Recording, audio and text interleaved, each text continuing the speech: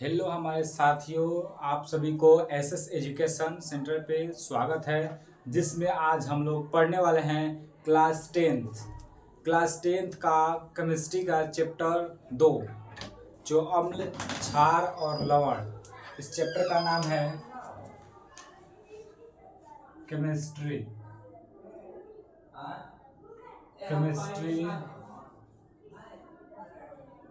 Chapter 2, जिसका नाम है अम्ल, क्षार और लवण। ये क्या है, एक वीडियो, इस वीडियो में वन शॉट चलाए जाएंगे। वन शॉट, इसमें वही क्वेश्चन लाया जाएगा जो बिहार बोर्ड में पूछा जाता है और पूछा जाएगा, और इसकी चांस ज़्यादा है। हम लोग ज़्यादा डीप नहीं जाएंगे, केवल थोड़ा ही डीप जाएंगे, लेकिन वही जाएंगे जो क्वेश्चन पूछता है। ठीक है, तो सबसे पहला हम लोग पढ़ने वाले हैं कि अम्ल क्या है, क्षार क्या है, लवण क्या है। इसके बारे में आज हम लोग डिस्कस करेंगे। तो सबसे पहला हमारा क्वेश्चन रहेगा, भाई अम्ल पढ़ रहे हैं और क्षार पढ़ रहे हैं, तो इसके बारे में तो जानना जरूरी है। तो एक होता है अम्ल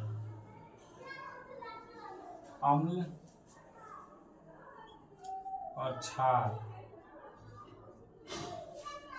और लवण। देखिए, पूरा डाउट क्लियर कर दिएंगे हम, पूरा डाउट क्लियर करेंगे। देखो, अम्ल क्या होता है, क्षार क्या होता है। अम्ल को हम लोग अंग्रेजी में एसिड बोलते हैं। एसिड किस शब्द से बना हुआ है? एसिडस शब्द से बना हुआ है। अम्ल को अंग्रेजी में हम लोग एसिड बोलते हैं, और एसिड जो होता है एसिडस शब्द से बना हुआ है। और जो अम्ल हमारे हैं, ये क्या होते हैं?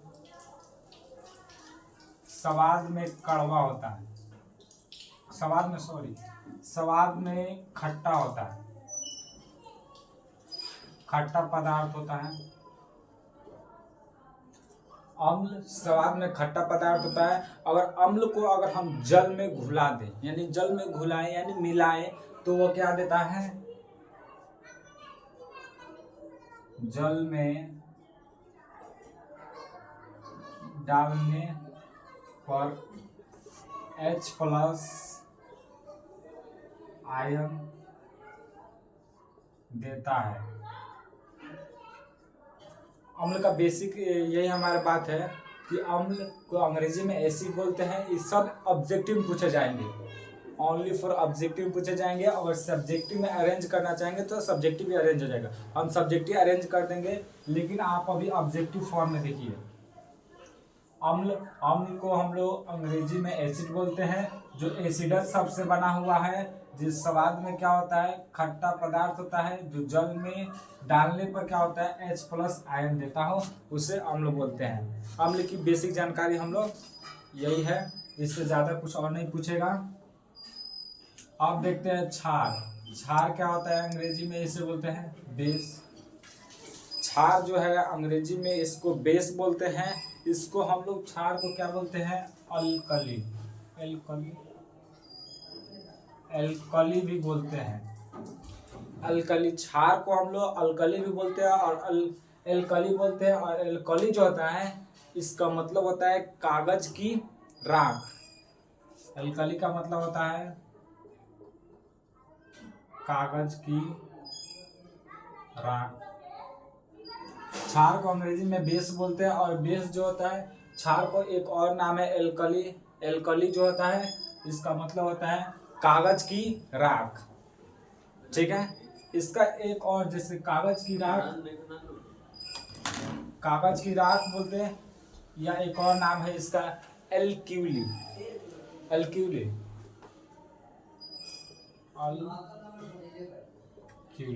ये अल्क्यूली क्या है? ये अरबी भाषा है।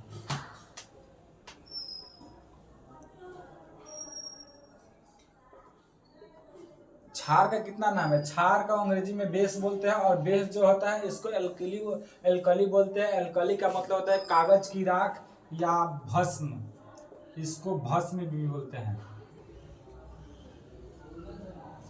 इसका नाम कागज की राख इसका मतलब हो या भस्म हो, उसे भी बोलते हैं। अल्कली सबसे बना हुआ है, अल्क्यूली सबसे बना हुआ है एल्कली, और एल्कली का मतलब होता है क्षार। और अल्क्यूली शब्द जो है अरबी भाषा है।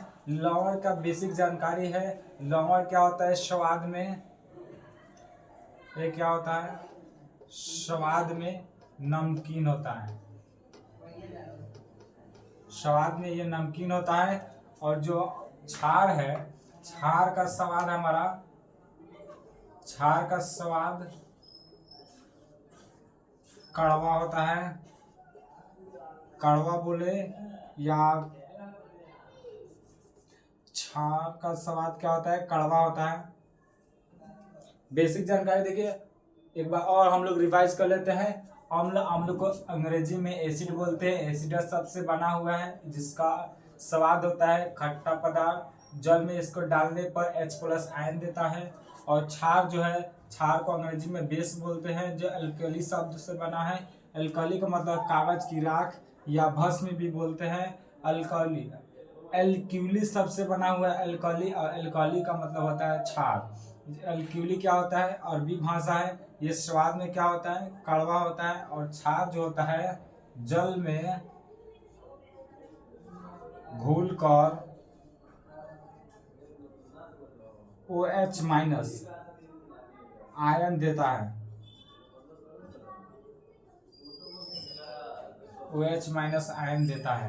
और जो लवण जो है, लवण ये स्वाद, लवण क्या होता है लवण जो होता है स्वाद में नमकीन होता है।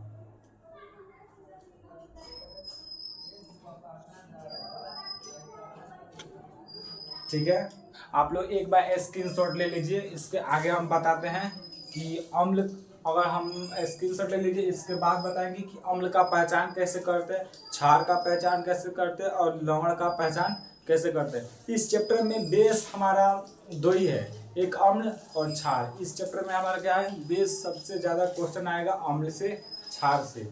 ठीक है, एक बार स्क्रीनशॉट ले लीजिए।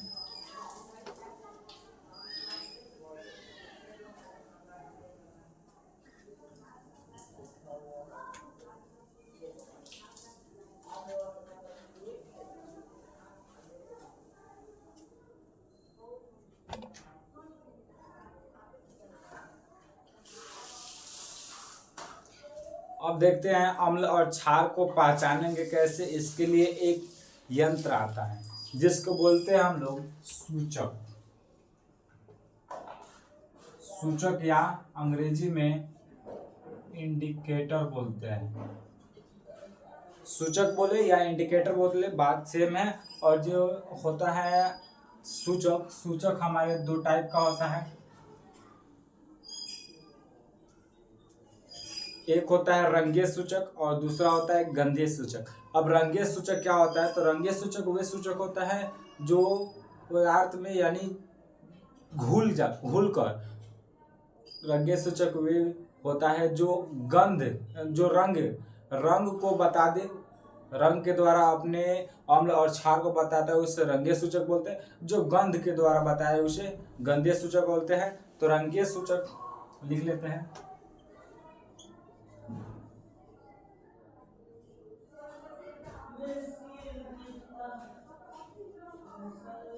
रंगीय सूचक, गंधीय सूचक। अब रंगीय सूचक क्या है, गंधीय सूचक क्या है। तो रंगीय सूचक जो होता है, रंगीय सूचक इसको थैलोफाइटा, एक थैलोफाइटा पेड़ का नाम है। एक पेड़ जो होता है उसी का एक ग्रुप जो होता है ना, उसी का नाम है जो क्या होता है थैलोफाइटा।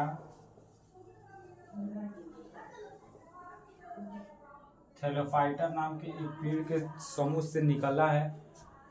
ठीक है, जब प्लांट को वर्गीकरण किया गया तो वही थैलोफाइटा, थैलोफाइटा जो होता है थैल्स से बना हुआ। और थैलोफाइटा हो गया, कोई भी ग्रुप हो गया, तो वही प्लांट के एक थैलोफाइटा ग्रुप है। उस ग्रुप में जो है एक लिचेन के पौधे पाए जाते हैं।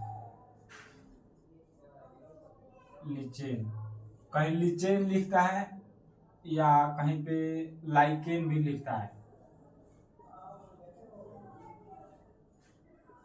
लिचेन भी कहीं लिखता है, कहीं लाइकेन भी लिखता है। इससे कोई मतलब नहीं है, बस हमें समझना है लिचेन या लाइकेन से पौधे से निकाला जाता है। और लाइकेन का जो एक पत्ती होता है, उसी पत्ती से हमारा क्या प्राप्त होता है, लिटमस।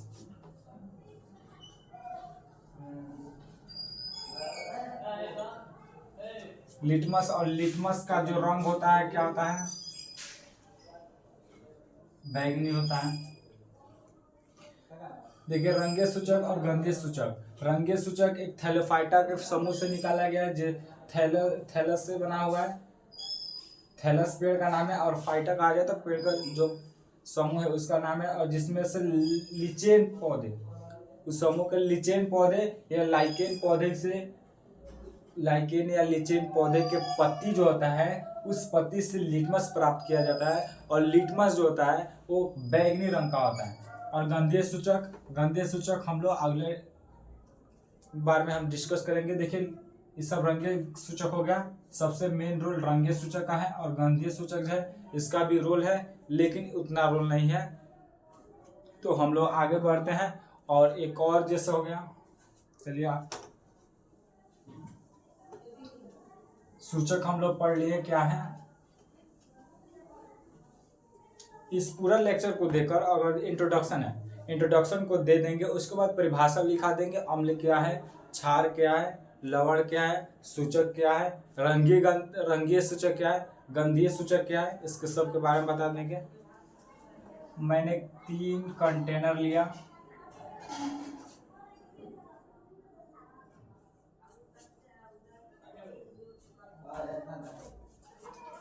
एक में हमने अम्ल डाला, इसमें क्षार, इसमें लवण,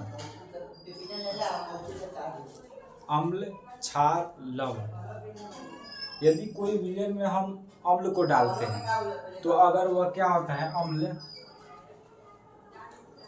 नीला लिटमस को अगर क्या किस में बदल दे, नीला लिटमस को लाल में बदल दे तो अम्ल है। अगर नीला लिटमस को अगर लाल में नहीं बदलता है तो अम्ल नहीं है।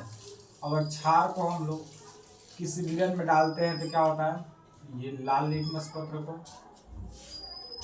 किस में चेंज करता है, लाल लिटमस पत्र को नीला में चेंज करता है। और जो अम्ल होता है यह क्या होता है, उदासीन होता है। उदासीन मतलब न्यूट्रल होता है, ठीक है। तो सबसे पूछेगा कि अम्ल अपने रंग को किस रंग में परिवर्तन करता है, तो अम्ल जो होता है नीला लिटमस पत्र को लाल लिटमस पत्र में परिवर्तन कर देता है, और क्षार लाल लिटमस पत्र को नीला में परिवर्तन कर देता है, और लवण एक उदासीन विलयन है। तो याद करने का एक ट्रिक है, याद करने का ट्रिक है, अम्ल का याद करने का ट्रिक है अनील, और क्षार को याद करने का ट्रिक है छलनी, ठीक है। ये याद करने का ट्रिक है। और मतलब अम्ल, अम्ल क्या करता है, नीला लिटमस पत्र को, नी मतलब नीला, नीला लिटमस पत्र किस में चेंज करता है, लाल में, ठीक है। अब देखते हैं क्षार को, क्षार को याद करने का ट्रिक है छलनी, छ मतलब क्षार, ये ल मतलब लाल, ये किस रंग में चेंज करता है, तो नीला में। याद करने का यही ट्रिक है, बहुत बेस्ट ट्रिक है याद करने का। और अम्ल जो होता है किस रंग को किस रंग में परिवर्तन करता है, याद करने का ट्रिक है। और नील जो अ मतलब अम्ल होता है, नी मतलब नीला, ल मतलब लाल, यानी अम्ल नीला लिटमस पत्र को लाल में चेंज कर देता है। छलनी ये क्षार का रंग याद करने का तरीका है, जो क्षार होता है वह लाल लिटमस पत्र को नीला में चेंज कर देता है। अब देखते हैं कि अगर मान लेते हैं हम अम्ल और क्षार ये सब पढ़ लें, लेकिन कितना अम्ल है कितना क्षार है इसके बारे में अभी तक कोई भी साइंटिस्ट का जानकारी नहीं था। लेकिन एक साइंटिस्ट आते हैं जिसका नाम है STL सोरेनसन, SPL सोरेनसन नामक वैज्ञानिक आते हैं, उन्होंने बताया कि ये अम्ल इतना अम्ल है, इतना क्षार है। तो उसके बारे में हम लोग डिस्कस करेंगे।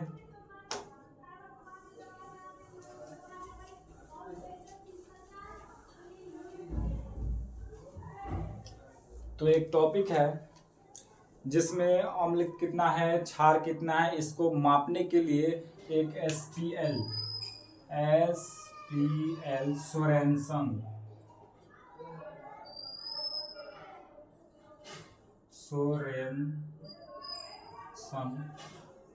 सोरेनसन नामक क्या थे, एक वैज्ञानिक थे।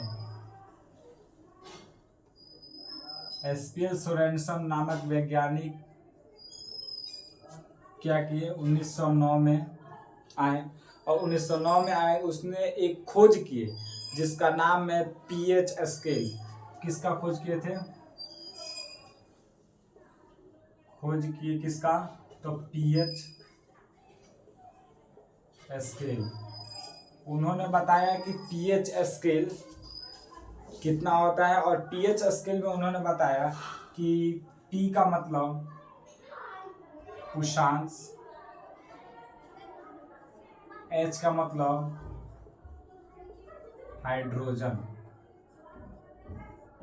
उन्होंने बताया कि pH स्केल में pH का मान कितना होता है, 0 से 14 तक। कितना होता है, 0 से लेकर 14 का बीच में ही अम्ल होगा या क्षार होगा। इसके बारे में इन्होंने 1909 में बताया। कौन बताए, तो SPL सोरेनसन नामक वैज्ञानिक ने बताया। ठीक है, तो देखते हैं। उन्होंने बताया एक स्केल लिए 0, 1, 2, 3, 4, 5, 6, 7, 8, 9, 10, 11, 12, 13, 14। उन्होंने बताया कि pH स्केल में 7 से कम होगा तो क्या होगा, अम्ल होगा। अगर 7 से कम होगा, 7 से कम होगा तो क्या होगा, अम्ल होगा। अगर pH स्केल में 7 से ज्यादा होगा तो क्या होगा, क्षार होगा। 7 से कम होगा तो अम्ल होगा, अगर 7 से ज्यादा होगा तो क्षार होगा। अब इन्होंने उसके बाद में आगे और डिस्कवर किया। उन्होंने बताया कि अगर 6, 5, 4 जो इसके बीच में है वह क्या है, दुर्बल अम्ल है।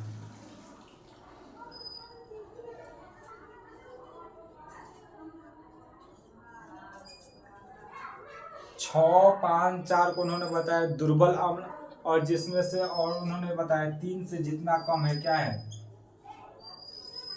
प्रबल अम्ल। ठीक है, यानी दुर्बल मतलब होता है जो कम हो, कम मजबूत, और प्रबल मतलब ज्यादा हो। तो इसके बारे में बताएं। और उन्होंने बताया कि अगर 7 के बारे में 8, 9, 10, 8, 9, 10 को उन्होंने बताया दुर्बल क्षार।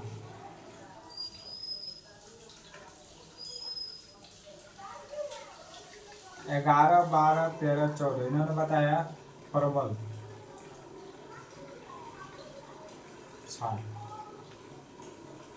अम्ल और क्षार को मापने के लिए एक वैज्ञानिक है, SPL सोरेनसन नामक वैज्ञानिक। कब आए, तो 1909 में आए। उन्होंने खोज किए एक pH स्केल। pH स्केल में बताया उन्होंने 0 से 14 तक के बीच ही होगा, और जिसमें उन्होंने P का मतलब बताया उषांश, H का मतलब बताया हाइड्रोजन, और उसका स्केल है जिसमें से उन्होंने बताया 0, 1, 2, 3 इसके बीच में आएगा तो प्रबल अम्ल है, और 4, 5, 6 इसके बीच में आएगा तो दुर्बल अम्ल है। और उन्होंने 7 को बताया उदासीन। उदासीन बताया, उदासीन को न्यूट्रल।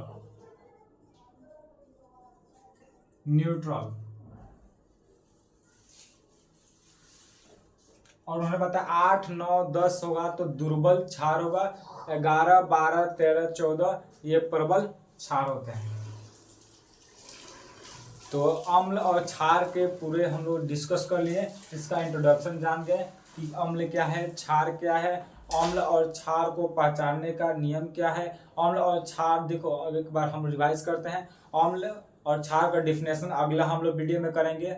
और जो अम्ल जो सूचक उन्होंने बताया, सूचक पहचानने के लिए कि रंगीय सूचक, गंधीय सूचक, और रंगीय सूचक क्या है, गंधीय सूचक क्या है, हमने सब बता दिया। और उसके बाद में हमने बताया कि पीएच स्केल का खोज कब हुआ, कैसे हुआ, कितना के अंदर होता है, कौन कितना प्रबल अम्ल होगा, कौन कितना प्रबल क्षार होगा, इसके बारे में सब हमने डिस्कस कर दिए हैं। अब उसके बाद में आता है कुछ फॉर्मूला याद करना पड़ेगा, जिसको हम लोग अभी लिखते हैं। कुछ कंपाउंड यौगिक, कुछ यौगिक है, उसके फॉर्मूला याद करेंगे। सबसे ज़्यादा इस चैप्टर से यौगिक से पूछा जाता है और इंट्रोडक्शन से पूछा जाता है, ऑब्जेक्टिव में खासकर।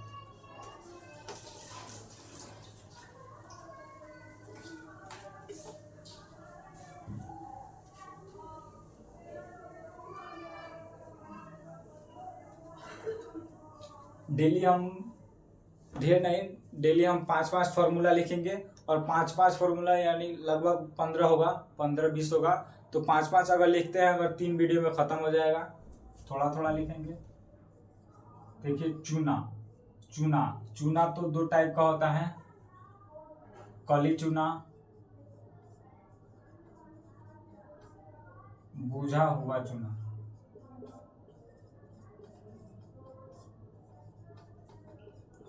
चूना का 2 टाइप होता है, एक काली चूना, एक बुझा हुआ चूना। काली चूना का सूत्र होता है CaO, जिसका रासायनिक नाम है calcium oxide. Calcium oxide.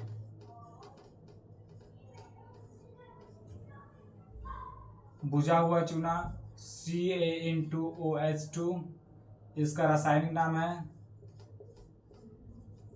Calcium hydro oxide.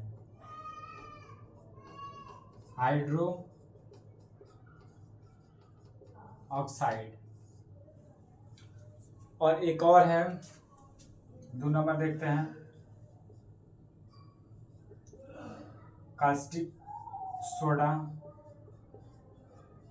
Caustic soda का फॉर्मूला होता है NaOH। इसका रासायनिक नाम है सोडियम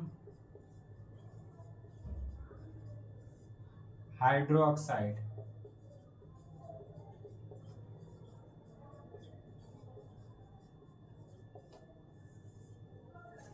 कास्टिक सोडा का फॉर्मूला है NaOH, रासायनिक फॉर्मूला है, और इसका रासायनिक नाम है सोडियम हाइड्रोक्साइड।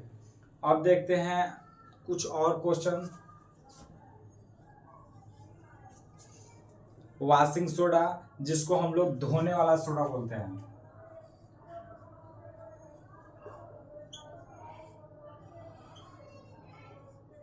वॉशिंग सोडा या धोने वाला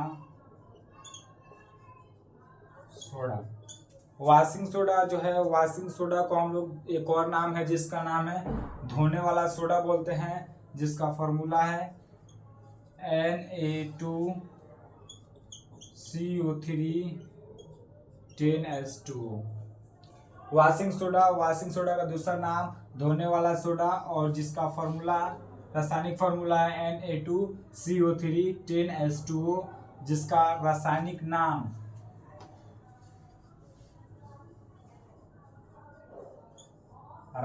नाम हो जाएगा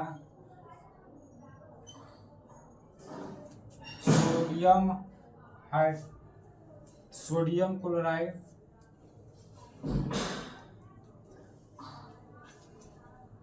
इसका नाम है सोडियम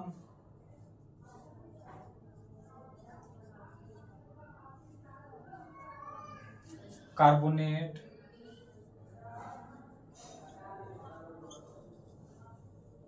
डेका हाइड्रेट।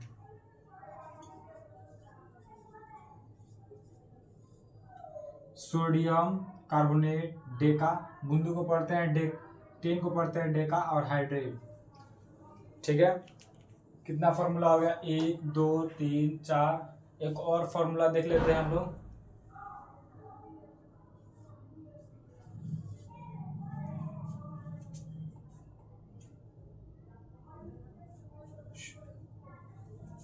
इतना ही फार्मूला देख लेते हैं। इतना फार्मूला 1 2 3 4, इसको हम लोग आप लोग याद करके आइएगा और इसी फार्मूला को और आगे हम लोग पढ़ेंगे। जो 4 फार्मूला या 5 फार्मूला अगले क्लास में बताएंगे। बस इतना ही काफ़ी आज के लिए, और आगे सेशन में देखा जाएगा उसके आगे। और उसके बाद में अगला सेशन में हम क्या करेंगे, जो पढ़ाए हैं उसको हम लोग सब्जेक्टिव के फॉर्म में लिखा देंगे। ठीक है, तो सभी थैंक यू आप लोगों को क्लास देखने के लिए। अगर वीडियो आप लोगों को अगर पसंद आया हो तो आप लोग एक लाइक और सब्सक्राइब जरूर कीजिएगा। Thank you.